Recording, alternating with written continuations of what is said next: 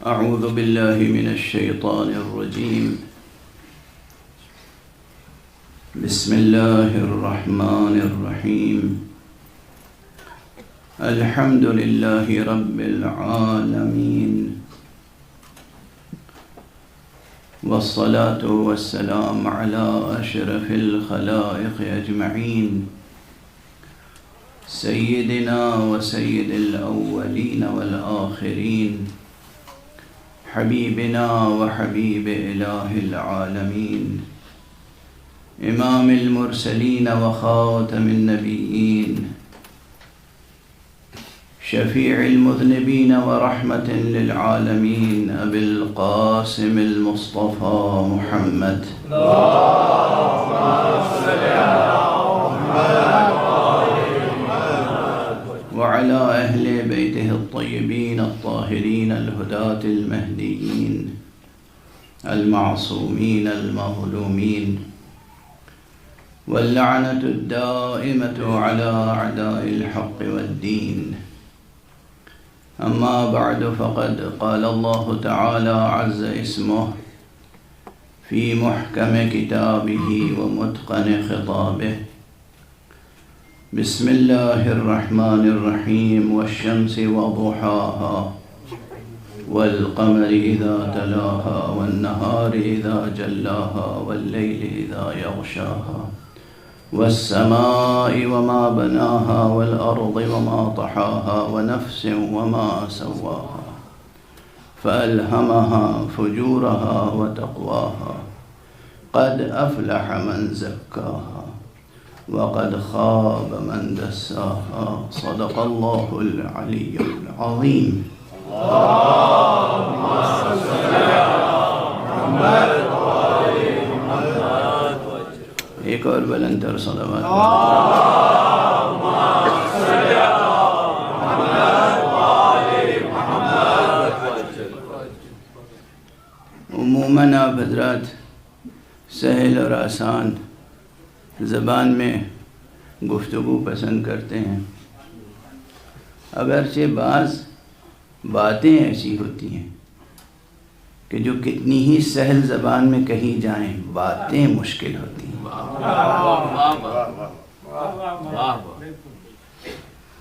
ان باتوں کی عظمت، ان کی گہرائی، ان کی گیرائی، ان کی تہداری، ان کی معنویت، ان باتوں کی نورانیت، ان باتوں کی حقیقت یہ ایسی ہوتی ہے کہ جو کتنے ہی سادہ اور آسان الفاظ میں بیان کرنے کی کوشش کی جائے الفاظ ساتھ چھوڑ دیتے ہیں اور معانی اپنی عظمتوں کے ساتھ اپنے وجود کا احساس دلاتے ہیں. آپ کہیں گے کہ یہ کون سی بڑی فلسفیانہ بات ہے. یہ فلسفیانہ حقیقت تو ہے، مگر مجلسی ذوق کے مطابق بھی اگر کہوں تو خود موضوع سیرت علی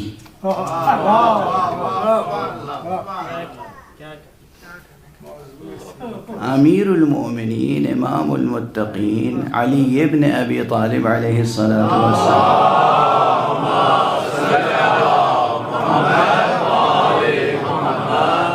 کی سیرت طیبہ، آپ کی سیرت مبارکہ وہ ہے، آپ کے سوانح وہ ہیں، کتنے ہی آسان الفاظ میں بیان کیے جائیں ان کی عظمتیں وہ ہیں کہ عام انسانوں کی عقلوں میں سما نہیں سکتے.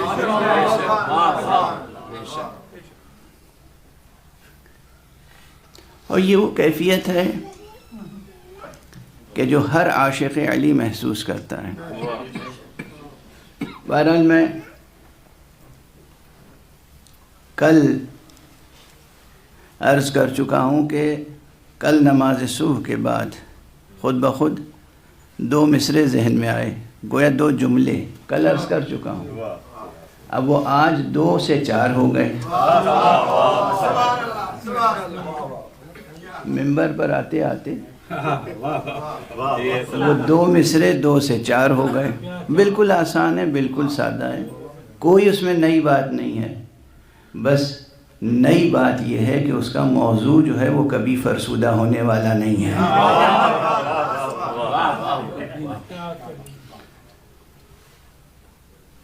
کل میں نے گزارش کی تھی کہ خدا سے عشق کی سب سے بڑی یہ آیت ہے، آیت نشانی کو بھی کہتے ہیں نا، خدا سے عشق کی سب سے بڑی یہ آیت ہے، خدا کو چاہنے والے علی کو چاہتے ہیں۔ اگر کوئی دنیا میں واقعاً امیر المومنین علی ابن ابی طالب علیہ الصلاۃ والسلام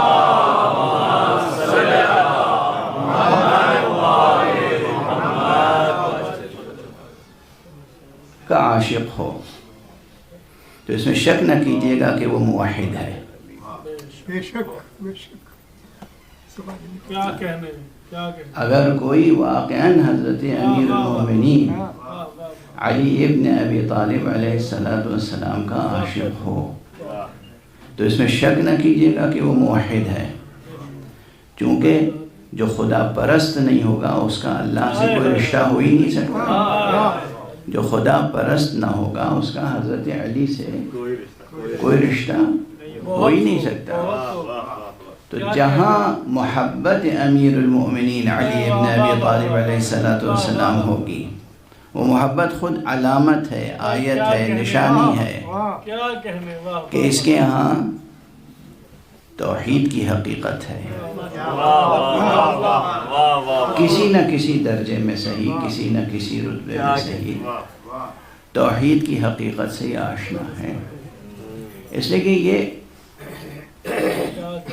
بھئی ویسے تو اسی لیے میں وہ دو مصرے کہہ کے ہی آگے بڑھوں، بہت سادہ ہیں، آپ سب نہ جانے کتنی بار ایسے مضامین کہتے رہے ہیں اور سنتے رہے ہیں کہ یوں تو جتنے اہل دین ہیں سب اہل دین خدا و نبی کو چاہتے ہیں، سب اہل دین خدا و نبی کو چاہتے ہیں، جو اہل دل ہیں وہ حق ولی کو چاہتے ہیں۔ سب اہل دین خدا و نبی کو چاہتے ہیں، جو اہل دل ہیں وہ حق ولی کو چاہتے ہیں۔ خدا سے عشق کی سب سے بڑی یہ آیت ہے، خدا کو چاہنے والے علی کو چاہتے ہیں۔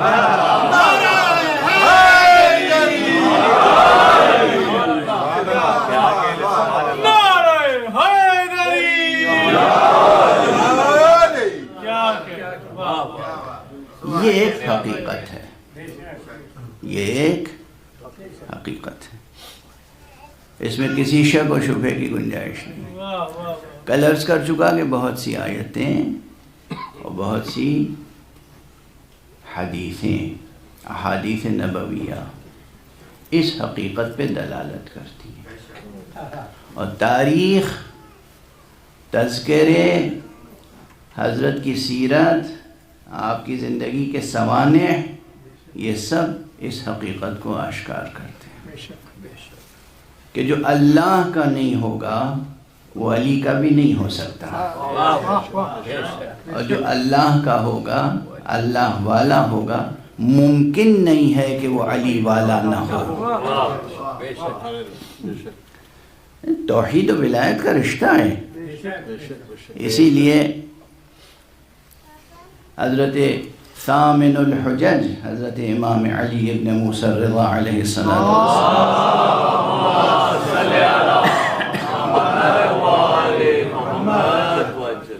سے دو حدیثیں ہیں، دونوں حدیث قدسی ہیں، ایک حدیث قدسی ہے اور دونوں سلسلۃ الذہب سے ہم تک پہنچی ہیں۔ سلسلۃ الذہب ہمارے محدثین کی اصطلاح میں وہ حدیثیں ہیں کہ جن میں معصوم نے معصوم ہی سے نقل کیا ہو۔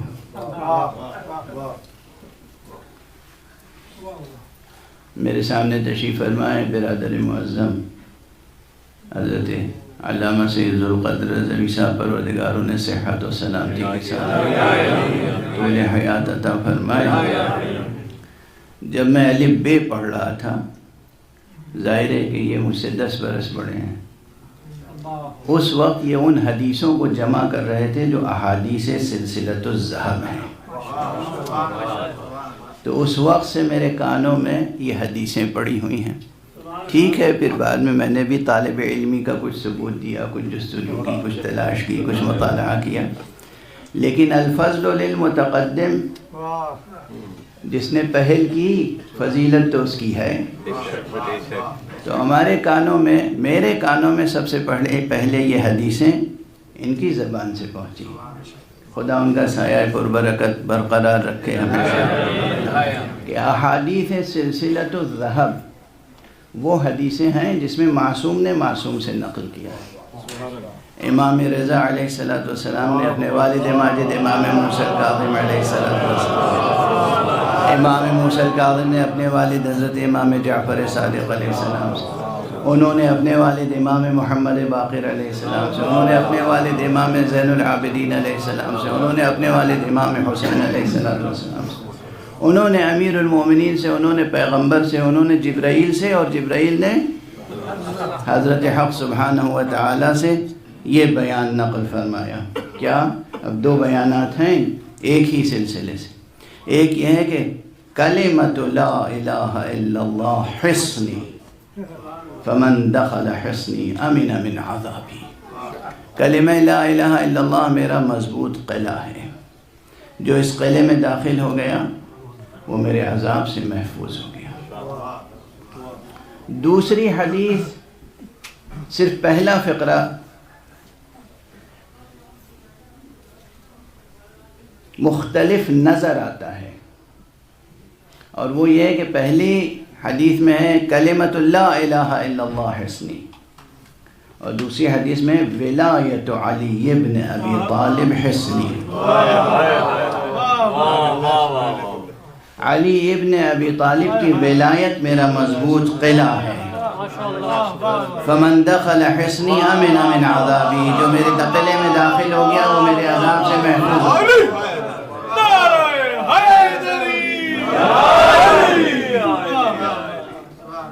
دونوں حدیثیں معصوم سلسلوں سے ہم تک پہنچی ہیں. ایک میں کہا گیا کلمۃ لا الہ الا اللہ، ایک میں کہا گیا ولایت علی. دونوں کو کا استعارہ کیا؟ حصنی، یہ اللہ کا مضبوط قلعہ ہے.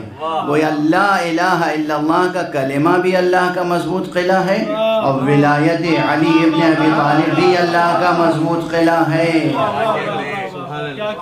اب آپ نے دیکھا کہ دونوں میں کیسا ربط ہے، توحید و ولایت میں کیسا زبردست تعلق ہے،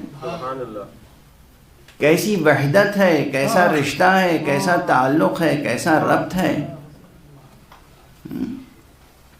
اور اسی لیے حدیثوں میں ہے بار بار، اور ہمارے تجربے میں ہے، جو نفس پرست ہوتا ہے وہ خدا پرست نہیں ہو سکتا.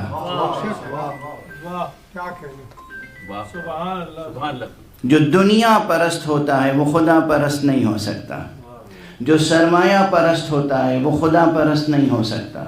جو شہوت پرست ہوتا ہے وہ خدا پرست نہیں ہو سکتا. اور جو خدا پرست ہوتا ہے وہ دنیا پرست نہیں ہو سکتا، وہ سرمایہ پرست نہیں ہو سکتا، وہ نفس پرست نہیں ہو سکتا. اور جو خدا پرست ہوتا ہے ہمیں وہی علی کا بندہ نظر آتا ہے. علی ابن ابی طالب کی بندگی، علی ابن ابی طالب کی پیروی، علی ابن ابی طالب کی غلامی مشرکوں کا کام تھوڑی ہے.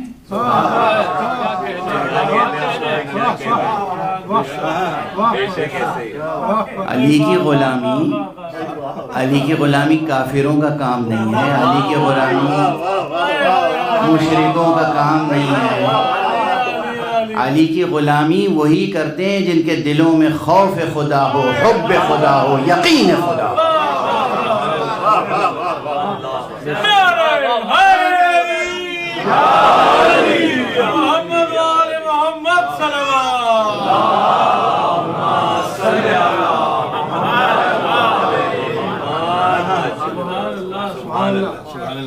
دل میں خوف خدا ہوگا تو علی یاد آئیں گے، دل میں خدا کی محبت ہوگی تو علی یاد آئیں گے، دل میں خدا پر یقین ہوگا تو علی یاد آئیں. شرک کا حب علی سے کوئی تعلق ہی نہیں ہے. شرک، کفر، بت پرستی. ارے بھلا کوئی بت پرست کسی بت شکن سے عشق کر سکتا ہے؟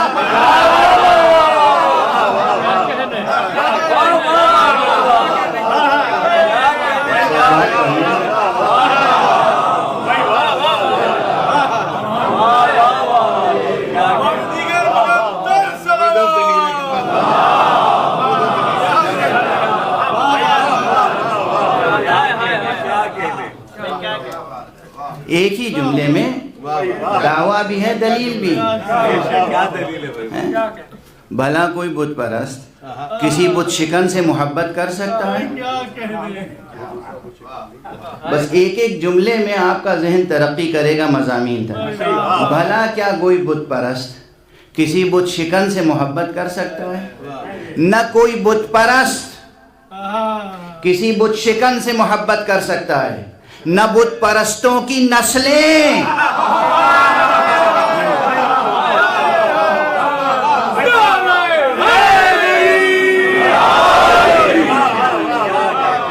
ایک صلوات پڑھ دیجئے محمد علیہ.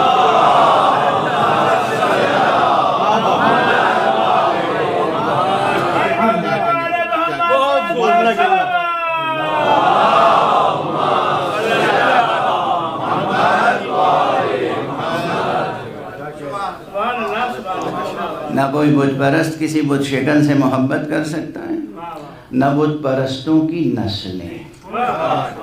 یہ جملہ جو ہے آپ نے سمجھ لیا کہ یہ ایک شاعرانہ یا خطیبانہ تعبیر ہے، ادبی تعبیر ہے. بت پرستوں کی نسلیں، یہ سوچئے گا. دیکھیے یہ نسلیں جو ہیں، بہت خوب. کل مثال دی تھی نا میں نے، زمین کی مثال دی تھی. ہم سب خاک سے بنے ہیں نا، بشر خاک سے بنا ہے. یہ اور بات ہے کہ ہم بشر وہ ہیں جو خاک سے بنے ہیں. کچھ آدم خاکی کی نسل ہیں، لیکن ہم تو ایک آدم نوری سے بھی آشنا ہیں. آدم نوری کی حقیقت الگ ہے، آدم خاکی کی حقیقت الگ ہے. تو میں نے کل مثال دی تھی، یہ بچوں کی بھی سمجھ میں آ جائے گا اور یاد رہ جائے گا ہمیشہ. زمین میں نہ جانے کیا کیا ذخائر اللہ نے رکھے ہیں، کتنے ذخیرے. اب زیادہ تر لوگ تو صرف پیٹرول کے ذخیرے سے واقف ہیں. بھائی سونا بھی اسی زمین میں ملتا ہے، ہیرا اسی زمین میں ملتا ہے، پیٹرول اسی زمین میں ہے، سب کچھ اسی زمین میں. یورینیم اور وہ بھی اسی زمین میں. لیکن ہر ذخیرہ ہر جگہ نہیں مل جاتا. اچھا اب یہ خود یہاں پر ایک بڑی تحقیق طلب سائنس درکار ہے کہ بھئی کہیں بھی آدمی کھودنا شروع کر دے اور اسے ہر چیز وہیں مل جائے.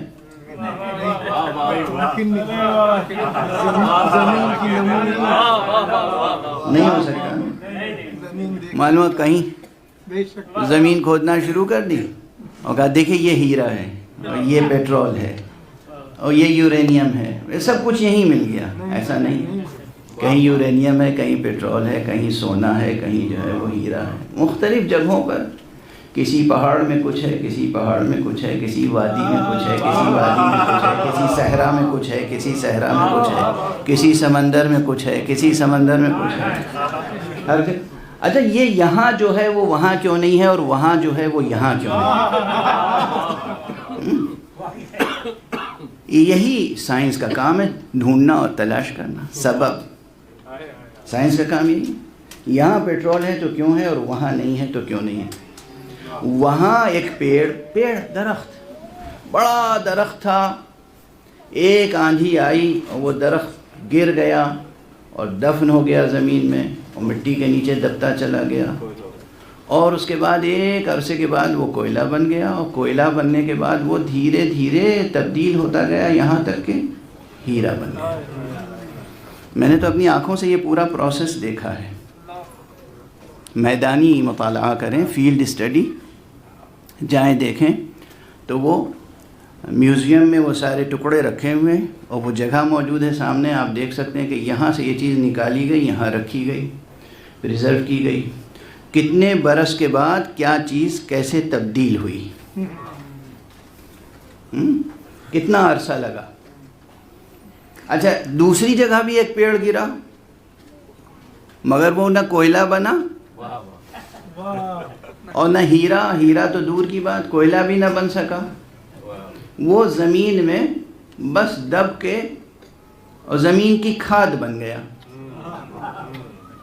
اب سائنس کی جستجو یہ کہ یہاں کیا اسباب تھے کہ یہاں ہیرا بن گیا، وہاں کیا کازز ہیں، کیا اسباب ہیں، کیا فیکٹرز ہیں، کیا کنڈیشنز ہیں کہ وہاں وہ نہیں بنا۔ اور تو یہاں خود ایک غزارت علم درکار ہے نا، علم کی گہرائی، فکر کی گہرائی، فکر کی بلندی، فکر کی پہنائی درکار ہے، تجربے درکار ہے نا۔ یہی اسی انداز سے میں نے کہا تھا کہ تحقیق کیجئے کہ آخر قرآن مجید میں اگر کسی شجرے کو کلمہ طیبہ سے مشابہ قرار دیا گیا تو کیوں قرار دیا گیا، کسی شجرے کو شجرہ ملعونہ کہا گیا تو کیوں کہا۔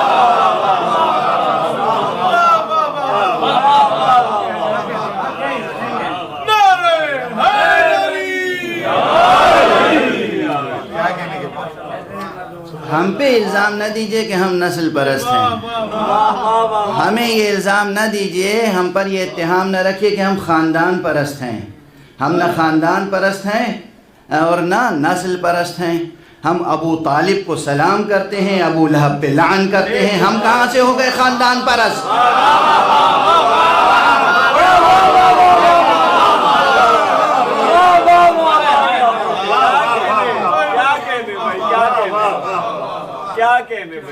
اس میں خاندان پرستی،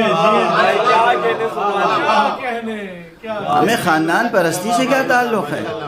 ہم خدا پرست ہیں، اور جب خدا پرست ہیں تو پھر ہمارے لیے معیار وہی ہے جو علامہ اقبال نے فرمایا ہے کہ وفاتون محمد سے تو ہم تیرے ہیں۔ ابو طالب علیہ السلام اس لیے ہیں کہ محمد کے وفادار تھے، ابو لہب پہ لعن اس لیے ہے کہ وہ محمد سے غداری کرنے والا انسان تھا۔ بھئی یہ معیار جو ہم نے رکھا ہے، آپ چاہتے ہیں کہ آپ بھی یہی معیار اختیار کر لیں؟ اگر دائرہ اسلامی میں رہنا ہے تو معیار بس ایک رہے گا، معیار مصطفیٰ ہے، میزان مصطفیٰ ہے۔ یہ نہیں کہ جب بات کسی کے بارے میں ہوئی تو ہاں بالکل ٹھیک، یہ حدیث شریف ہے، اور جب مولا علی کا تذکرہ ہوا تو پھر یہ ہوا کہ میں یہ سمجھتا ہوں کہ یوں سے یوں ہوا ہوگا۔ آپ کیا اور آپ کی سمجھ کیا اور آپ کی سوچ کیا اور آپ یوں سے یوں کیا۔ صلوات پڑھ دیجئے محمد والے۔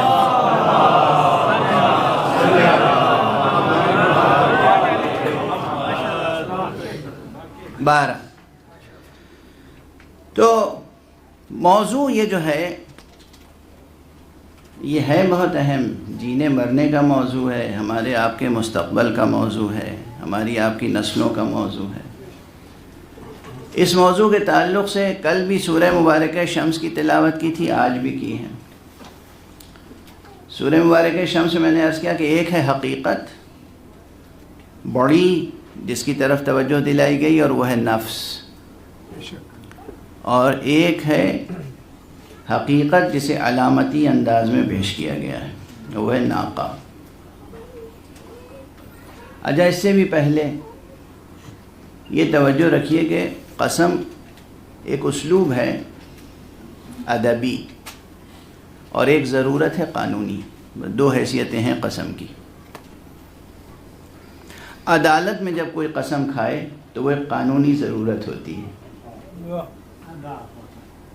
لیکن جب کسی ادبی شہپارے میں قسم کا اسلوب برتا جائے تو وہ عدالت کی ضرورت نہیں ہوتی، وہ قانونی ضرورت نہیں ہوتی، وہ کسی بات کی اہمیت کو دل و دماغ میں اتارنے کا ایک مؤثر اسلوب ہوتا ہے۔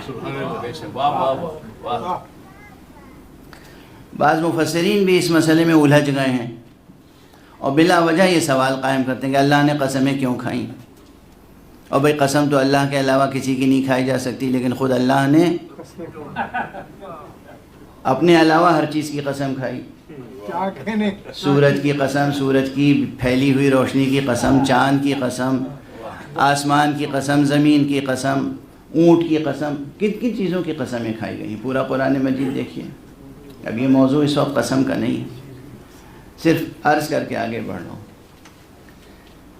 جب ادبی شہپارے میں، فکری شہپارے میں، جب کسی فلاسفیکل پروز میں جس کو تمام ادبی اسالیب کے ساتھ برتا گیا ہو، یعنی پوری لٹریری قوت کے ساتھ پیش کیا گیا ہو، تو پھر اس میں قسم کا اسلوب ایک اسٹائل ہے، ایک اسلوب ہے، تاکہ بات کو دلوں میں، دماغوں میں راسخ کر دیا جائے، دلوں میں اتار دی جائے بات، دماغوں میں بیٹھا دی جائے بات، آدمی بھلائے نہ بھولے وہ بات، بے شک اس لیے قسم کھائی جاتی ہے۔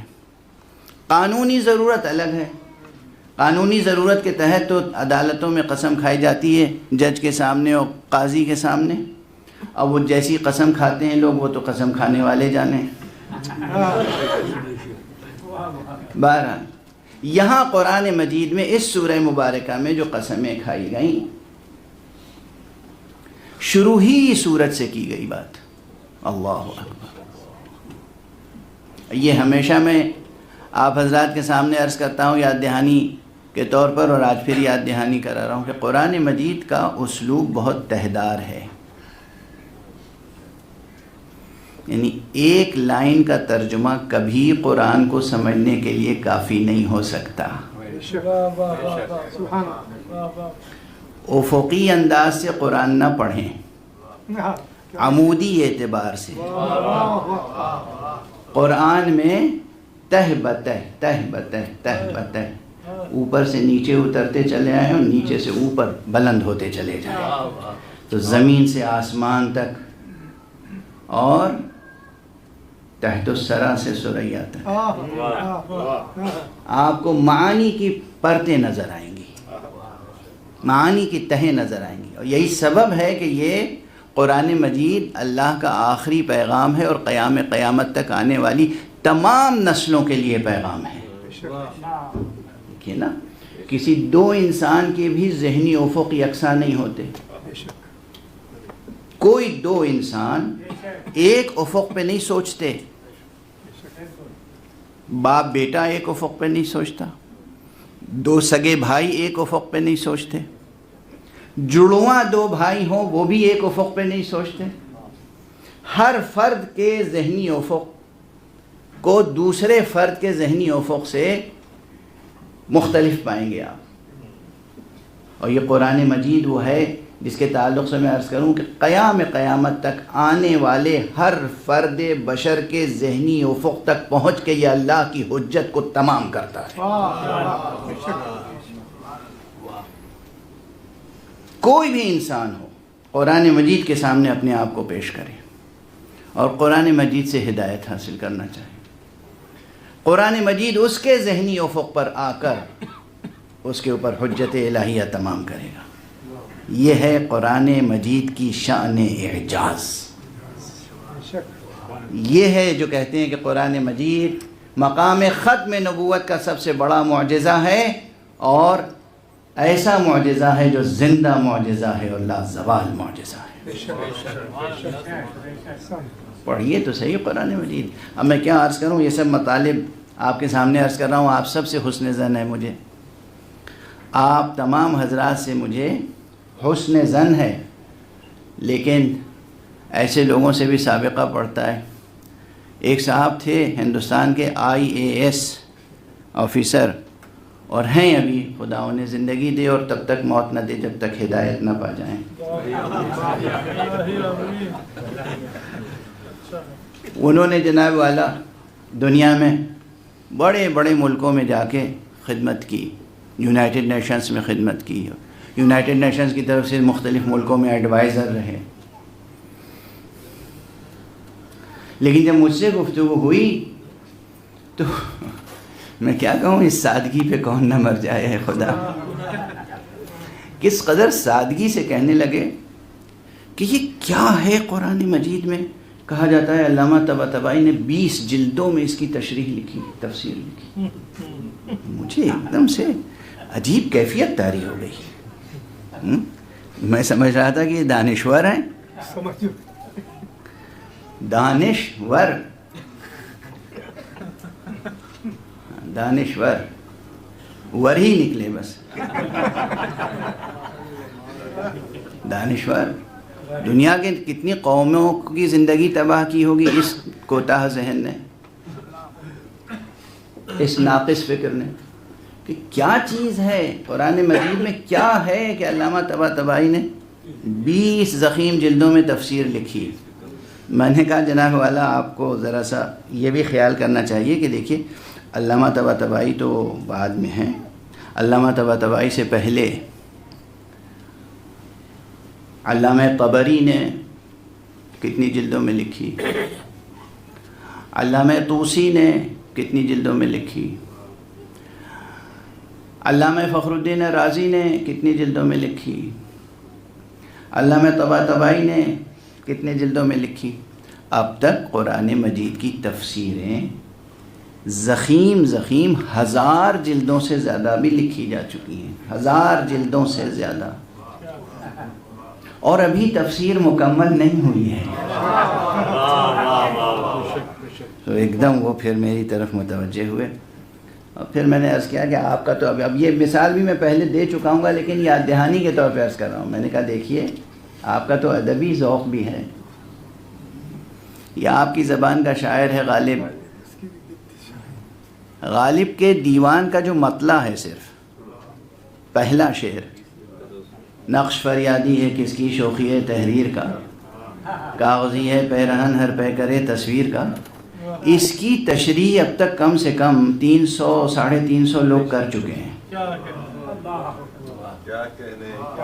اور کوئی یہ نہیں کہہ سکتا کہ یہ آخری تشریح تھی، اس کے بعد کہنے کی گنجائش نہیں ہے.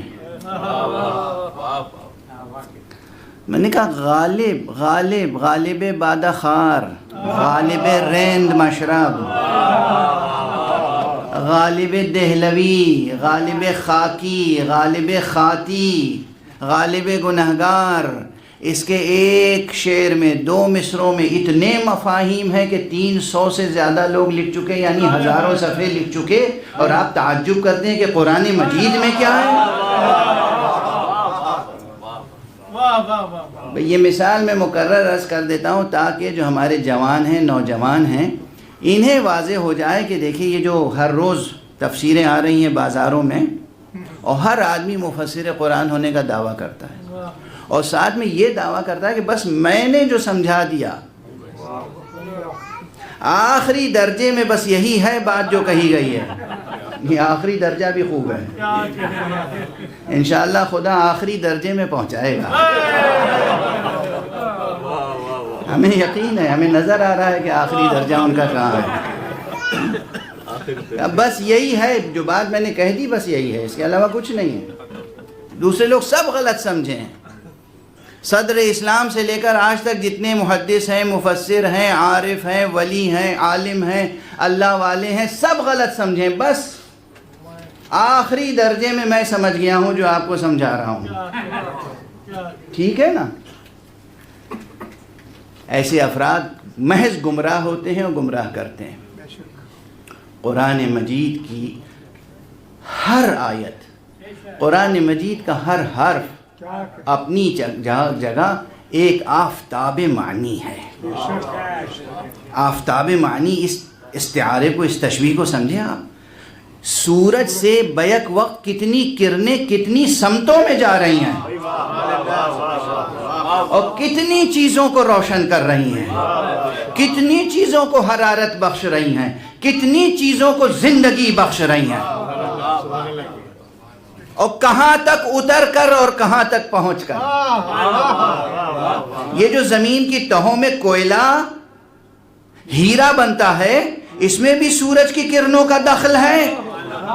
اور جو افلاک کی پہنائیوں میں چاند، یہ خاکستری چاند یہ روشن نظر آتا ہے، اس میں بھی سورج کی کرنوں کا دخل ہے۔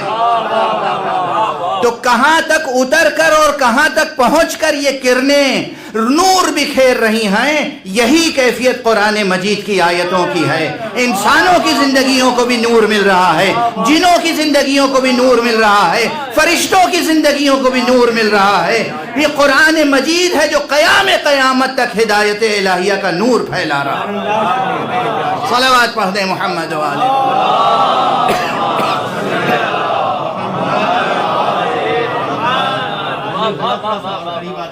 صلوات پڑھتے ہوئے ذرا سا تشریف لے آیا۔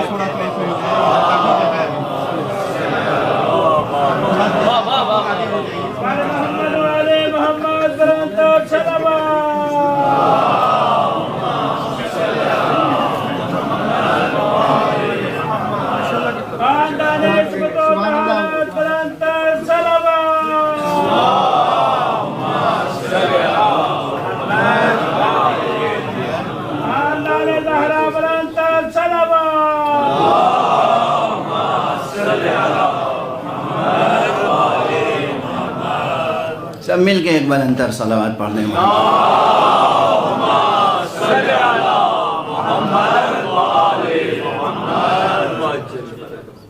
تو یہ مثال یاد رہے گی، یہ حقیقت سامنے رہے گی۔ اب کہیں کوئی اشتباہ نہ ہو، اشکال پیدا نہ ہو، کنفیوژن نہ ہو، کوئی ابہام پیدا نہ ہو، کوئی ایسی ایمبیگویٹی پیدا نہ ہو جائے کہ آپ الجھ کے رہ جائیں گے صاحب قرآن میں تو بس یہ لکھا ہوا ہے۔ وہ ایک سطر کا ترجمہ کافی نہیں ہوتا ہے، نہ جانے کتنی سطحیں ہیں اور کتنے ابعاد ہیں۔ ہاں، ہر سطح، ہر بعد ایک خاص ہدف رکھتی ہے۔ جب اس ہدف کی بات ہوگی تو ہم اسی خاص بعد میں بات کریں گے، لیکن جب ہدف مختلف ہوگا تو اسی آیت سے استدلال مختلف ہوگا، اسی آیت سے۔ اب عرض کروں، بس یہاں پر تیزی سے مثال دے کے آگے بڑھوں، باقی چیزیں جو درمیان میں رہی جاتی ہیں وہ آپ کی ذہانتوں پر بھروسہ کر کے آگے بڑھوں۔ بات سورہ میں شروع ہوئی سورج سے، تو فوراً عام انسان کا ذہن اس مادی کائنات کی طرف جائے گا کہ یہ سورج اور اس کی پھیلی ہوئی کرنوں کی قسم، پھر اس چاند کی قسم جو اس سورج کے پیچھے پیچھے طلوع کرتا ہے، پھر روز روشن کی قسم، شب تار کی قسم، آسمان کی بلندیوں کی قسم، آسمان کی قسم، اور آسمان کو بنانے والے کی قسم، یا آسمان کی زیبائی کی قسم، اس زمین کی قسم، زمین کو بنانے والے کی قسم، یا زمین کے ذخائر کی قسم، اور پھر نفس کی قسم۔ تو معلوم ہوگا جب اس سورج سے گفتگو شروع ہوگی تو اس نفس تک پہنچے گی۔ یعنی کیا؟ یعنی یہ کہ گویا یہ سورہ کائنات کی تمام بڑی حقیقتوں کی قسمیں کھا کر آپ کو یہ سمجھانا چاہ رہا ہے کہ دیکھو یہ سب چیزیں اپنی جگہ، سب سے قیمتی تمہارا نفس ہے۔ یہ موضوع ذہن میں رہے۔ قرآن مجید انسان کو انسان بنانے کے لیے آیا ہے۔ قرآن مجید، دوسرا جملہ کہوں، قرآن مجید حیوان کو انسان بنانے کے لیے آیا ہے۔ یہ بنیادی تھیم ہے، قرآن حیوان کو انسان بنانے کے لیے آیا۔ تو کہتا ہے سورج دیکھ کے تمہاری آنکھیں چکا چوند کرنے لگتی ہیں، اس سورج سے کہیں بڑا سورج تمہارے اندر پوشیدہ ہے۔ یہ چاند دیکھ کے تم حیرت زدہ ہو جاتے ہو، یہ چاند کی جو چاندنی ہے اس سے کہیں زیادہ خنک اور زندگی بخش اور بہار آفرین روشنی تو تمہارے اندر موجود ہے۔ یہ حق ہے، یہ سچ ہے۔ اپنے اپنے وجود کو سنواریں، قرآن یہی چاہتا ہے، قرآن یہ چاہتا ہے۔ قرآن نازل ہوا کس لیے؟ یہ آپ کا شرف ہے، ناز کیجئے، فخر کیجئے کہ اللہ نے اتنا عظیم پیغام آپ کے لیے نازل کیا ہے۔ احساس نہیں ہوتا؟ اب میں کیا عرض کروں، پھر چھوٹی سی مثال دوں جو بچوں کو بھی یاد رہ جائے۔ یہ بچہ بیٹھا ہوا ہے میرے سامنے، چشمہ لگائے ہوئے، بچپن ہی میں ماشاءاللہ چہرے پہ چشمہ لگ گیا ہے۔ اس کے پاس یو کے پرائم منسٹر کا کوئی لیٹر آ جائے ابھی، اسکول کے ریکارڈ سے معلوم کریں کہ یہ بچہ جو ہے بہت بریلینٹ ہے، بہت اچھا ہے، اور وہ ہوتا ہے کبھی کبھی شوق دلانے کے لیے بچوں کو، اور کبھی کبھی صرف سیاست کرنے کے لیے۔ ایک عام انسان کے نام خط آ گیا، ایک اسٹوڈنٹ کے نام خط آ گیا کہ صاحب آپ کا ریکارڈ ہم نے دیکھا، بہت پسند آیا، اور ہم نے آپ کو اسکالرشپ دے دی، آپ کو یہ لقب دے دیا، یہ اسٹیٹس دے دیا، یہ اسپیشل حیثیت آپ کی کنٹری میں ہو گئی۔ ہوتا ہے نا یہ سب ہیں؟ اگر اس بچے کے نام پرائم منسٹر کا خط آ جائے تو زندگی بھر یہ خود اور اس کے بعد اس کی اولادیں فخر کریں گی، ناز کریں گی، فخر کریں گی، بار بار ذکر ہوگا کہ صاحب پرائم منسٹر کا خط آیا تھا۔ ارے آپ میں سے ہر ایک کو اعزاز یہ حاصل ہے کہ خالق کائنات کا خط آپ کے لیے آیا ہوا۔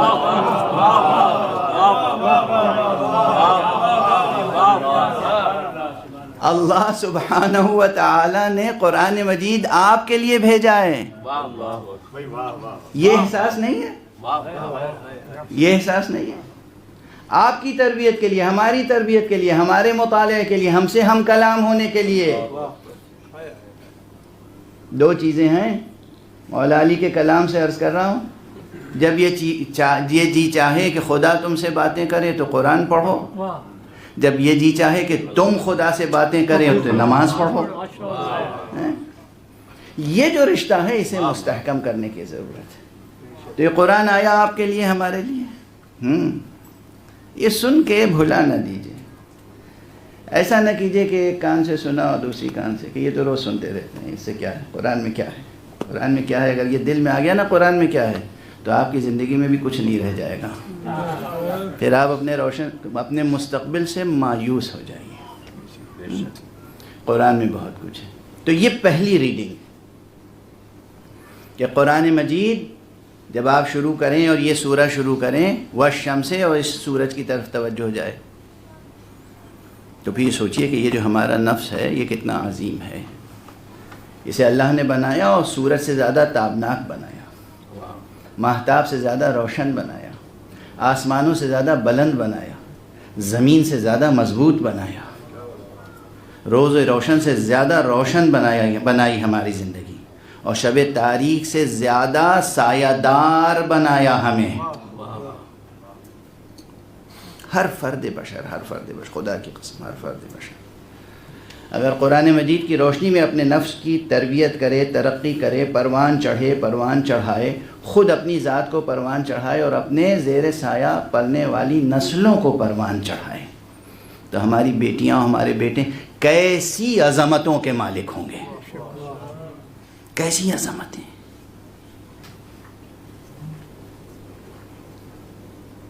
یہ آپ کا نفس ہے، اور پھر یہ اعلان ہوتا ہے کہ قد افلح من زکاہا وقد خاب من دساہا۔ بس جس نے اس نفس کو پروان چڑھایا، اس کی پرورش کی، میں نے بدل دیا ہے ترجمہ، لیکن حقیقت میں بدلا نہیں ہے، صرف لفظوں کو اور ان لفظوں کے روٹ ورڈ میں پوشیدہ معانی کو آشکار کرنے کے لیے تعبیر بدلی ہے۔ زکوٰۃ کے معنی ہیں عام طور پہ ذہنوں میں مال کا میل نکال دینا، مال کا میل نکال دینا، تذکیر و تانیث پہ بعد میں بحث ہوگی۔ اور زکوٰۃ کے دوسرے معنی ہیں پروان چڑھانا۔ مولا امیر المومنین علی ابن ابی طالب علیہ السلام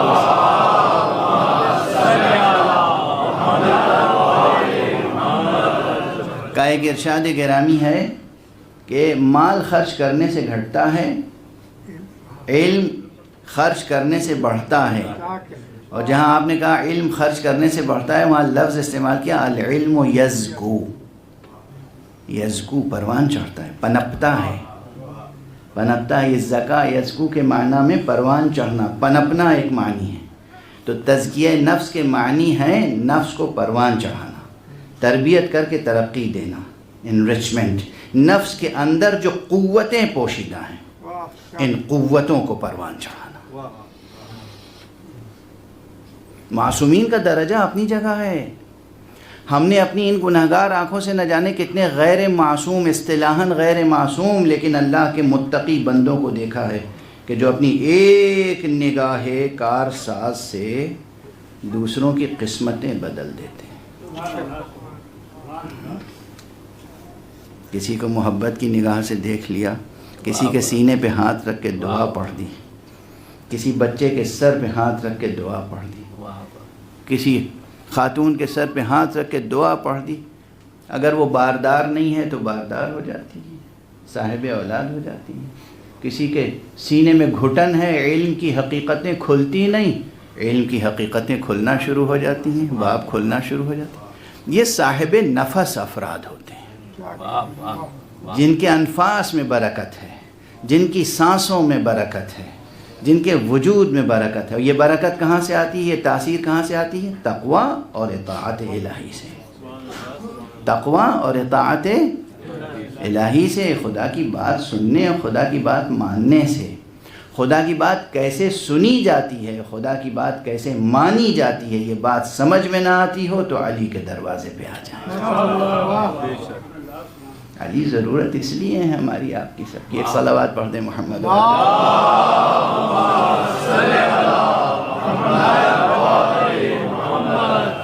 تو یہ ایک رخ یاد رہے گا۔ ان مجلسوں میں آنے کا مقصد مایوس نہ جائیے گا یہاں سے۔ کل میں نے عرض کیا کہ جب جائیے گا تو اپنے کو مجبور سمجھ کے نہ جائیے گا، مختار سمجھ کے جائیے گا۔ آج عرض کر رہا ہوں مایوس نہ لوٹیے گا یہاں سے، پر امید جائیے گا۔ اپنے دل میں تخم امید بو کے جائیے گا یا شجر امید لے کے جائیے گا۔ آپ کا سراپا پورا ایک شجر امید ہونا چاہیے۔ خدا سے امید، خدا کی رحمتوں سے امید، خدا کی عطا سے امید، خدا کے رسول سے امید، خدا کے اولیاء سے امید۔ تو اپنے وجود کو سنبھال کے رکھیں۔ دوسری ریڈنگ، دوسرا ترجمہ، دوسری سطح یہی الفاظ ہیں، والشمس وضحاها۔ قسم ہے آفتاب نبوت کی اور اس کی پھیلی ہوئی سیرت کی روشنی۔ دیکھیں لفظیں وہی ہیں، ترجمہ بدل گیا۔ اور یہ تفسیر بالرائے نہیں ہے، یاد رکھیے گا۔ پہلا ترجمہ قسم ہے اس سورج کی جو روز نکلتا ہے اور آپ دیکھتے ہیں اور روز ڈوبتا ہے، اس کی اور اس کی پھیلی ہوئی روشنی کی۔ دوسرا ترجمہ قسم ہے آفتاب نبوت کی، آفتاب رسالت کی اور اس کی پھیلی ہوئی روشن سیرت کی۔ اور قسم ہے ماہتاب ولایت کی کہ جب آفتاب رسالت پردہ غیب میں چلا جائے تو وہ اس کے بعد سیرت کی روشنی بکھیرتی ہوئی آگے بڑھتی ہے۔ وہ چاند، وہ ماہتاب ولایت روشنی بکھیرتا ہوا آگے بڑھتا ہے۔ ولایت آگے بڑھتی ہے نبوت کے بعد۔ اور اس کے بعد وَالنَّهَارِ إِذَا جَلَّاهَا، اور قسم ہے ولایت کے فروغ کے ساتھ فروغ پانے والے روشن روز ہدایت کی۔ ہدایت کا وہ دن، ہدایت کا وہ روز، ہدایت کا وہ یوم جس کی روشنی ہر تاریکی کو مٹا دیتی ہے۔ اور ہاں قسم ہے اس تاریکی کی جو باطل حکمرانوں کے باطل کاموں کے سبب سے عالم انسانیت پہ تاریکی منڈلانے لگتی ہے، جس کے سبب سے۔ اب جب اس سیاق و سباق میں آپ ان آیات کو دیکھیں گے تو پھر وَنَفْسٍ وَمَا سَوَّاهَا کا پھر مفہوم بدل جائے گا۔ پہلا مفہوم اگرچہ اشتراک باقی رہے گا، بحث دقیق ہے، وقت کم ہے، اشتراک باقی رہے گا، لیکن پہلے مفہوم میں، پہلے سیاق و سباق میں نفس آپ کا نفس ہے. لیکن جب بات آفتاب نبوت اور آفتاب رسالت سے چلے گی اور ماہتاب نبوت سے آگے بڑھے گی تو پھر نفس ٹھہر جائے گی بات آ کے نفس رسول پر. پھر نفس کی تفسیر وہ آیت کرے گی کہ جو قرآن مجید میں دوسرے مقام پہ کہا گیا وَأَنفُسَنَا وَأَنفُسَكُمْ. حضرت امام علی ابن موسیٰ الرضا علیہ السلام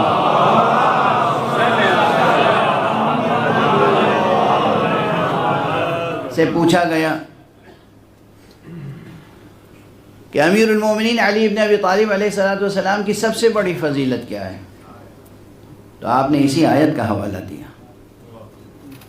باقی قرآن مجید نے جس کو نفس رسول کہا ہو، اللہ نے جسے نفس رسول کہا ہو، اس کی عظمتوں کا کوئی ٹھکانہ ہے؟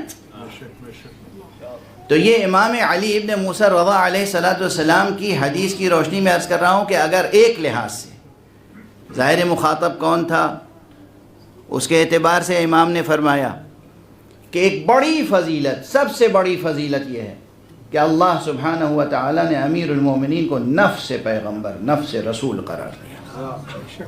نفس رسول، نفس رسول ہونا. اب اس کے بعد جب گفتگو آگے بڑھے گی تو کیسے حل ہوگی؟ پھر کس سے کہا جا رہا ہے قد افلح من زکاہا وقد خاب من دساہا؟ یہ خطاب ہر مرحلے میں ہم سے اور آپ سے ہے. جو آفتاب رسالت اور ماہتاب نبوت، ماہتاب ولایت کی روشنی میں اپنے نفس کو پروان چڑھا لے وہی فلاح پانے والا ہے.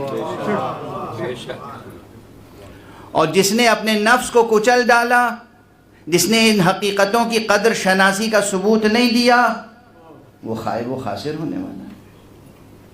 اس کا مستقبل تاریک. بس اب یہاں سے ایک دو جملے عرض کروں گا تاکہ مثالیں بھی سامنے رہیں کہ ہمیشہ یہی نہیں ہے کہ معصوم مثالیں تو اپنی جگہ ہیں. نہ نسل کی قید ہے، نہ خاندان کی قید ہے، نہ خانوادے کی قید ہے، نہ زمان و مکان کی قید ہے. یہ بھی یاد رکھیے، نہ زمان و مکان کی قید ہے. حضور علیہ السلام نے منبر پر اپنے اصحاب کے درمیان ارشاد فرمایا کہ بہترین لوگ تو وہ ہوں گے، ہمارے بھائی تو وہ ہوں گے کہ جو آخری زمانے میں پیدا ہوں گے، جنہوں نے ہمیں دیکھا نہیں ہوگا اور ہم پر ایمان لائیں گے. آپ حضرات اپنی اہمیتوں کو اس لحاظ سے بھی یاد رکھیں، اس لحاظ سے بھی یاد رکھیں. وہ کیسے لوگ تھے جنہوں نے پیغمبر کو اپنی آنکھوں سے دیکھا، پیغمبر کے معجزے دیکھے، پیغمبر کا فیضان دیکھا، پیغمبر کے لطف و کرم سے فائدہ اٹھایا، مائدہ روحانی و معنوی و ظاہری و باطنی پیغمبر سے ہر طرح سے متمتع ہوئے، محظوظ ہوئے، فائدہ اٹھایا، حظ حاصل کیا اور پھر ایمان لے آئے. ایک یہ ہے کہ جنہوں نے رسول کو نہیں دیکھا اپنی آنکھوں سے. اچھا بس ایک جملہ عرض کروں، قرآن مجید کی پھر اہمیت واضح ہوگی. رسول کو نہیں دیکھا اپنی آنکھوں سے تو کن آنکھوں سے دیکھا رسول کو؟ ارے یہ قرآن مجید ہی تو ہے جو رسول سے متعارف کراتا ہے. کیا تاثیر ہے قرآن مجید کی! یہ قرآن مجید جس نے ہمیں آج رسول سے متعارف کرایا ہے، اور کیا ایمان ہے ہمارا رسول پر.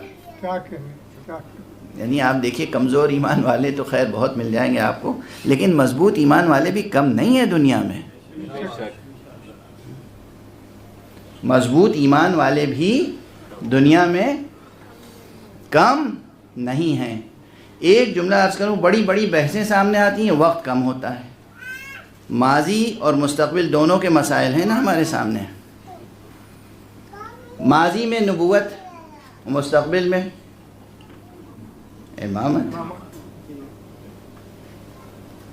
آپ میں سے اکثر افراد پوچھتے ہیں کہ امام غائب کے انتظار میں ہم کیا کریں، کیا کریں؟ کوئی خاص عمل، کوئی خاص کام، کوئی خاص وظیفہ، اکثر سوال ہوتا ہے نا۔ اس کا جواب کئی مرتبہ دے چکا ہوں میں، اور ایک جملہ عرض کرنا چاہ رہا ہوں آج۔ ہم میں سے ہر ایک کا دل چاہتا ہے ہم امام زمانہ کے قدموں میں جان دیں، اور یہ جذبہ ہونا چاہیے۔ اگر یہ جذبہ نہیں ہے تو پھر کچھ بھی نہیں ہے۔ دعا کرنی چاہیے کہ پروردگار ہمیں حضور کے قدموں میں جان نثار کرنے والوں میں قرار دے۔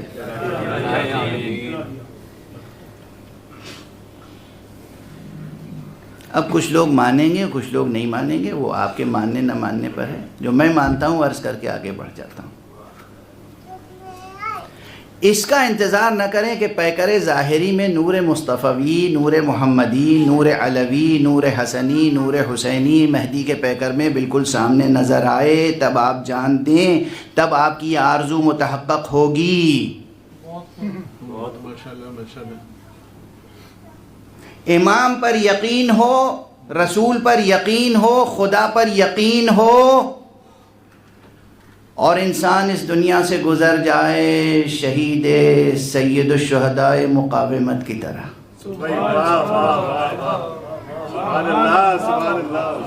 تو ہم بھی یہی سمجھتے ہیں کہ اس شخص نے جان دی امام زمانہ کے قدموں پر۔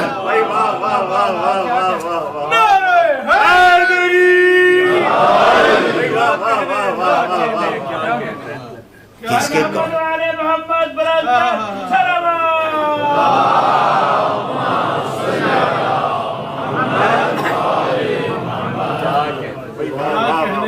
یہ جان دینے والے جنوب لبنان میں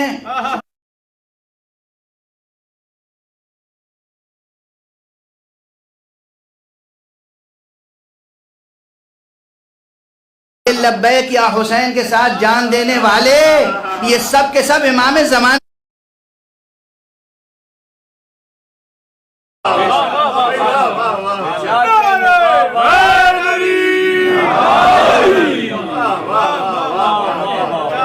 غلط سمجھتے ہیں جو لوگ سمجھتے ہیں کہ پردہ غیب میں امام ہے تو ہمارا امام سے ربط نہیں ہے۔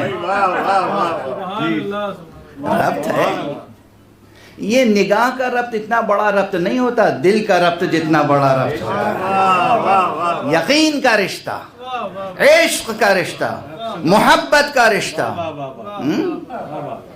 خدا پر یقین ہو، رسول پر ایمان ہو، امیر المومنین علی ابن ابی طالب کی ولایت پر یقین ہو، ولایت غدیر پر یقین ہو، اور جو کچھ ولایت غدیر میں وعدہ کیا گیا اس پر یقین ہو، اور عمل کا سلسلہ جاری ہو، تو محبت کے ساتھ خدا کے احکام کی پابندی کرتے ہوئے جہاں بھی آپ جان دے دیں گے معصوم کے قدموں میں جان ہوگی۔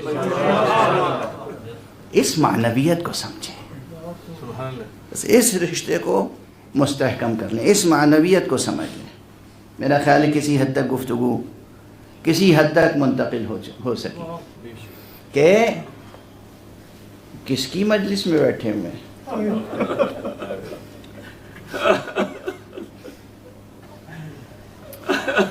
بڑی باتیں رہ گئی، کل آخری مجلس ہے انشاءاللہ، کل وضاحت سے عرض کروں۔ کس کی مجلس میں بیٹھے ہیں؟ علی ابن ابی طالب، علی مرتضی، نفس رسول، ابو السبطین، ابو الحسنین، ابو تراب، شب ہجرت سے لے کر اور خیبر و خندق تک ہر محاذ پر کام آنے والا علی، پرچم حق اٹھانے والا علی، وہ علی جس کے متعلق کوفے سے ایک صحابی گیا مدینے، اور حضور علیہ السلام کی ایک زوجہ مبارکہ تھیں ام المومنین جناب میمونہ بنت حارث، ان کی خدمت میں پہنچا، کہا میں سلام عرض کرنا چاہتا ہوں ام المومنین، مادر گرامی سلام عرض کرنا چاہتا ہوں، اور آپ کی بارگاہ میں وعدہ کر کے آیا تھا، ابھی مکے گیا تھا چند روز پہلے، 3 دن 4 دن پہلے بھی میں مکے میں تھا، اور میں حضرت میمونہ کی قبر پہ گیا، اور میں نے ان سے وعدہ کیا کہ میں جاؤں گا مجلس پڑھوں گا تو آپ کی یہ حدیث ممبر سے پڑھوں گا. تو میں ان کی قول پہ کیا ہوا یہ وعدہ پورا کر رہا ہوں. وہ شخص آیا حضرت ام المومنین میمونہ سے، اس نے پوچھا کہ میں کوفے سے آ رہا ہوں. خلاصہ روایت اب تیزی سے عرض کر دوں. جناب ام المومنین نے جیسے ہی سنا کہ یہ کوفے سے آیا ہے، کہا بلاؤ، قریب بلاؤ. آیا، ظاہر ہے کہ حجاب کے ساتھ گفتگو ہوئی. کہا کہ آپ بتائیں کوئی ایسی حدیث جو آپ نے حضرت علی کی شان میں رسول سے سنی ہو. اور اس وقت ام المومنین جناب میمونہ نے یہ حدیث ارشاد فرمائی کہ میں نے اپنے کانوں سے سنا ہے کہ رسول اللہ نے فرمایا علی آیت الحق ورأیت الہدا، علی حق کی نشانی اور ہدایت کا پرچم ہے. حدیث طولانی، حدیث میں کچھ اور فقرے بھی ہیں، بہت طولانی نہیں ہے لیکن چند فقرے اور بھی ہیں، 2-3 سطر ہیں. لیکن یہ 2 کلمات سن لیجیے، علی آیت الحق ورأیت الہدا، علی حق کی نشانی اور ہدایت کا پرچم ہے. تو یہ موقت تھوڑی ہے، قیامت تک کے لیے علی حق کی نشانی ہے، قیامت تک کے لیے علی ہدایت کا پرچم ہے. اور اسی لیے پھر عرض کروں وہی سادہ سا جملہ کئی بار عرض کر چکا لیکن پھر عرض کر رہا ہوں کہ پہچان یہ ہے اللہ والوں کی کہ وہ علی سے محبت کرتے ہیں. اس لیے یہ ممکن نہیں ہے کہ یہ شبیں آئیں جن شبوں میں خانہ زہرا سے نوحہ و بکا کی آواز، گریہ و بکا، نوحہ و ماتم کی آواز بلند ہو رہی ہو اور پھر ہمارے ہاتھ سینوں پہ نہ پڑیں، ہماری آنکھوں سے آنسو جاری نہ ہو.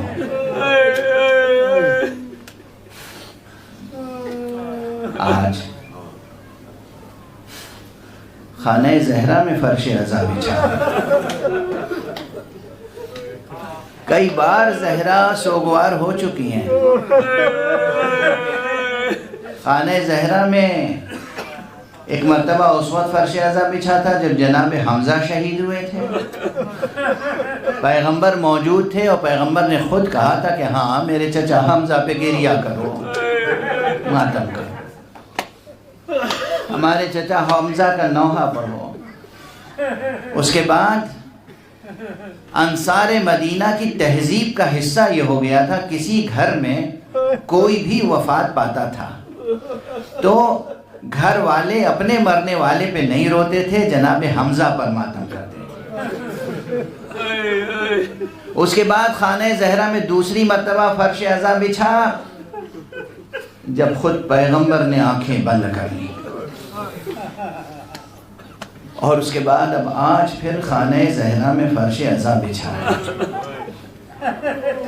آج امیر المومنین کا ماتم ہے، امام المتقین کا ماتم ہے. علی ابن ابی طالب دنیا سے، اس ظاہری دنیا سے گزر گئے. آپ کا فرق مبارک ایک شقی کے خنجر سے شگافتہ ہے، لہو بہہ رہا ہے. آقا کو گویا دونوں انداز شہادت نصیب ہوئے، زہر سے بھی شہید ہوئے، تلوار سے بھی، اس لیے کہ یہ تلوار زہر میں بجھی ہوئی تلوار. مگر یاد رکھیں عزیزان گرامی، نوحہ گسارو، نوحہ گرو، مرثیہ گویو، ذاکرو، عزادارو، یہ یاد رکھیے معصوم ہوتا ہے. معصوم کتنی ہی اذیت میں ہو، کتنی ہی تکلیف میں ہو، کیسے ہی درد میں ہو، کیسی ہی مصیبت میں ہو، کیسے ہی المناک حالات ہوں، معصوم شریعت کی ایک ایک بات پہ عمل کرتا ہے اور عمل کرواتا ہے. یہ امیر المومنین ہیں جنہیں حسنین اور آپ کے چاہنے والے صحابہ، آپ کے چاہنے والے فداکار، جانثار، محب مسجد سے، محراب عبادت سے گلیم میں لے کر خانہ مطہر کی طرف آ رہے ہیں. 19ویں ماہ رمضان کی صبح امیر المومنین جب زخمی ہوئے اور امام حسن نے نماز پڑھا دی تو لے کر آ رہے ہیں بیت الشرف کی طرف، اصحاب خود گریہ کر رہے ہیں، اصحاب خود گریہ کر رہے ہیں، مگر امام امیر المومنین فرماتے ہیں بیٹا حسن ان اصحاب سے کہو کہ اس وقت یہ اپنے اپنے گھروں کو چلے جائیں۔ اکثر سنتے ہیں ان اصحاب سے کہو یہ اپنے اپنے گھروں کو چلے جائیں، اس وقت مجھے تنہا لے کے چلو، ان سے کہہ دو یہ اپنے اپنے گھروں کو چلے جائیں۔ امام حسن نے خود فرمایا، روایت کے الفاظ، امام حسن نے خود فرمایا بابا یہ آپ کے جام نثار ہیں، اس کیفیت میں آپ کو چھوڑ کے جانے والے ہیں۔ امام نے پھر اصرار سے فرمایا بیٹا حسن ارے میں کہہ رہا ہوں ان سے کہو یہ اپنے گھروں کو چلے جائیں، بعد میں آ جائیں گے، دوبارہ آ جائیں گے مجھ سے ملاقات کے لیے۔ امام حسن نے جب کہنے میں تأمل کیا تو آپ نے پھر فرمایا بیٹا حسن مگر تمہیں احساس نہیں ہے زینب اور ام کلثوم کی آوازیں بلند ہوگی، وہ واہ بتا کہہ رہی ہوگی، میری بیٹیوں کی آوازیں ان کے کانوں میں پڑیں گی۔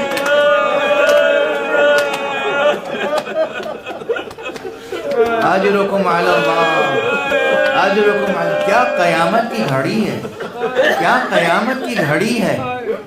ایک امام ہے، ایک معصوم ہے، وصی خدا ہیں، لیکن ساتھ میں باپ ہیں، ساتھ میں ایک ذمہ دار تربیت کرنے والے ہیں، اس لیے فرما رہے امت کی بھی تربیت ہو جائے اور خاندان کے ان افراد کی بھی تربیت ہو جائے کہ جو تربیت کے مستحق ہیں۔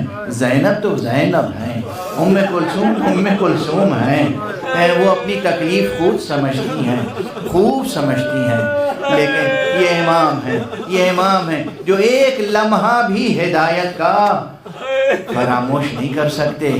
امام نے فرمایا مجھے نہیں معلوم امام حسن نے کس طرح کہا ہوگا، اصحاب نے کس طرح سنا ہوگا، لیکن یہ مولا کے اصحاب تھے، یقیناً اس وقت چلے گئے ہوں گے۔ یہ اصحاب چلے گئے، امام کا لاشا گھر میں لایا گیا اور گھر میں ایک قیامت برپا ہے، آسمان تک صدائیں بلند ہیں۔ یہ صرف زینب و ام کلثوم کی صدائیں نہیں ہیں، ملائکہ گریہ کر رہے ہیں، روایت میں ہے ملائکہ گریہ کر رہے ہیں، جبرائیل کی آواز بلند ہے، تہدمت واللہ ارکان الہدا، قتل امیر المؤمنین، قتل علی المرتضی، ارے علی مرتضی قتل کر دیے گئے، ارکان ہدایت منہدم کر دیے گئے۔ امام گھر میں تشریف لائے، بس 2-3 فقرے عرض کروں گا، مجلس کا وقت تمام ہو چکا ہے۔ امام تشریف لائے، امام اس وقت ذرا اندازہ کیجیے تازہ زخم لگا ہے، نماز جماعت بیٹے سے کہا ہے بیٹے کو، امام حسن سے کہا نماز پڑھا دو، مگر جب گھر میں تشریف لائے بیٹیوں کو دیکھا اور خود تسلی دی اور فوراً کہا مجھے وہاں پہنچا دو جہاں میرا مصلی ہے۔ جس جگہ آپ نماز پڑھا کرتے تھے، نماز شب پڑھا کرتے تھے، اسی جگہ آپ کو لے جا کر لٹایا گیا۔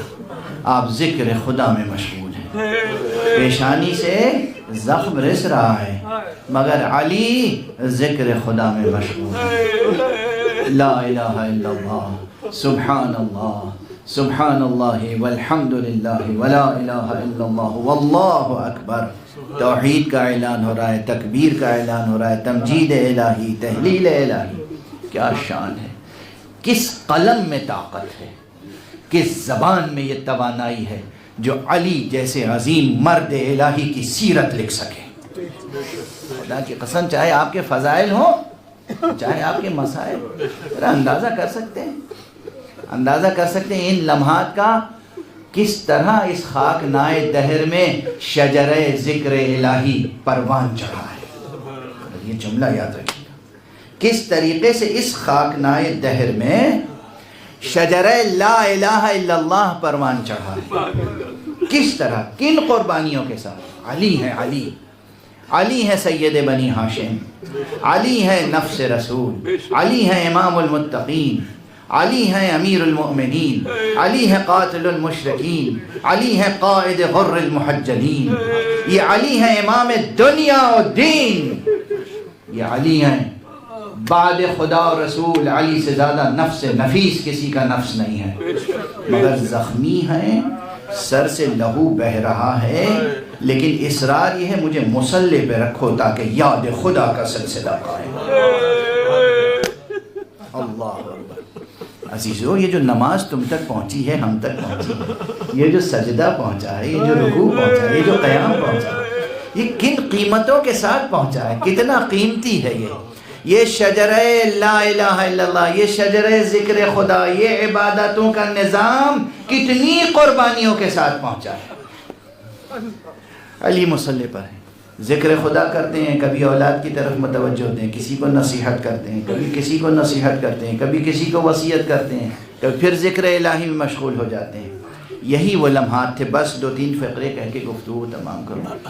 کبھی حسن کو وصیتیں فرما رہے ہیں، کبھی حسین کو وصیتیں فرما رہے ہیں۔ وصیتوں کی تفصیل کل عرض کروں گا انشاءاللہ۔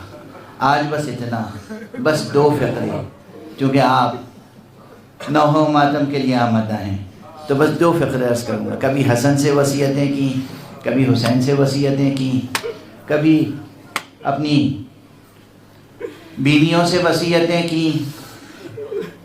یہی وہ لمحات تھے جب آپ نے دیکھا کہ جناب ام البنین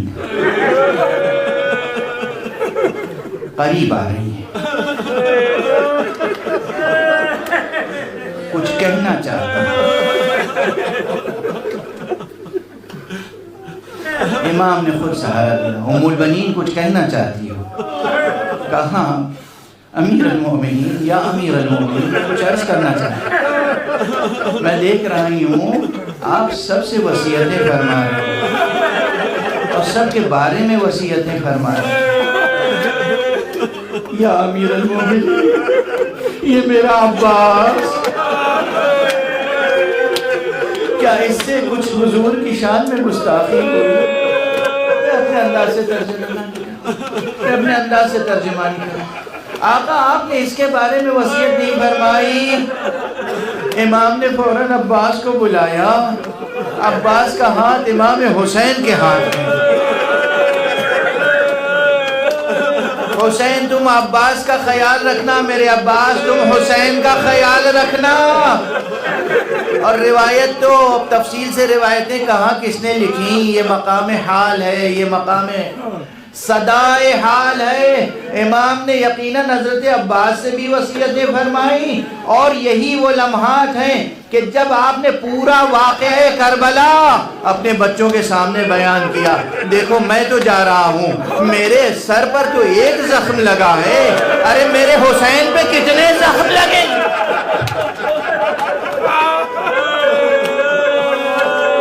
عباس یہ میرے سر پہ میرے فرق پر زخم لگا ہے، ضربت لگی ہے، مگر روز عاشورہ تمہارے سر پہ اس وقت ضرب لگے گی جب دونوں ہاتھ بھی سلامت نہ ہو۔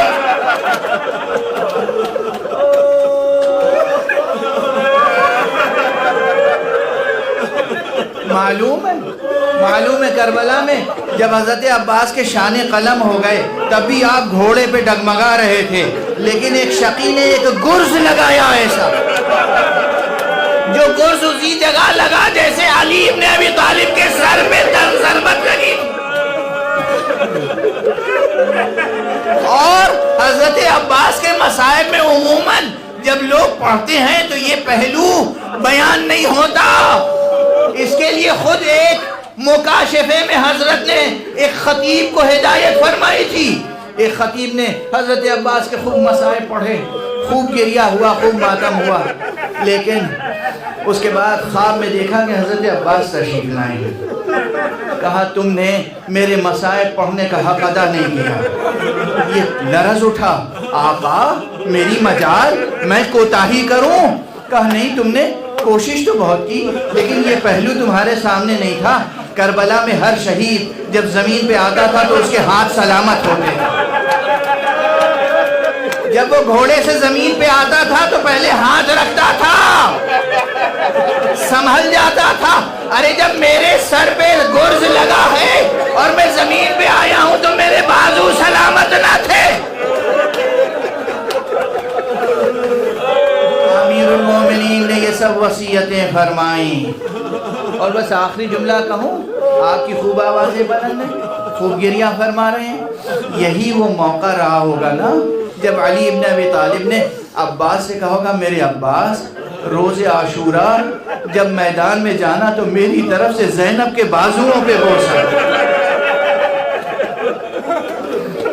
جس کا اظہار روز عاشوراء ہوا کہ جب حضرت عباس رخصت ہو رہے تھے بہن کے شانے پہ بوسا دیا اور جناب زینب نے بھائی کے گلو پہ بوسا دیا. کہا یہ وصیتیں بابا کر کے گئے تھے. جب ہم سے کہا گیا تھا زینب تمہارے بازوؤں میں رسن بندھے گی، یقین نہیں آتا تھا کہ جس کا عباس جیسا بھائی ہو اس بہن کے بازوؤں میں کیسے رسن بن سکتی ہے. مگر ہاں اب یقین آ گیا. انا للہ و انا الیہ راجعون، رضا بقضائہ و تسلیما لامرہ.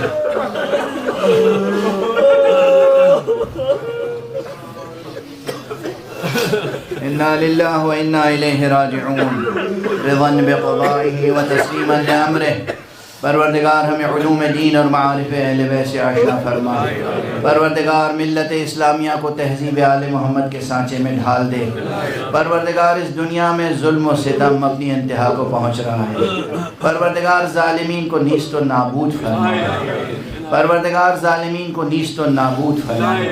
پروردگار جو لوگ اس ماہ مبارک رمضان میں غزہ کے اور جنوب لبنان کے مسلمانوں اور مومنوں پر بمباریاں کر رہے ہیں، پروردگار ان کے سایہ نحس کو کوتاہ فرما. پروردگار اس زمانے کے فرعونوں پہ لعنت فرما، اپنی رحمت سے دور فرما. پروردگار جو ان مظالم پہ خاموش بیٹھے ہیں ان پر بھی لعنت فرما.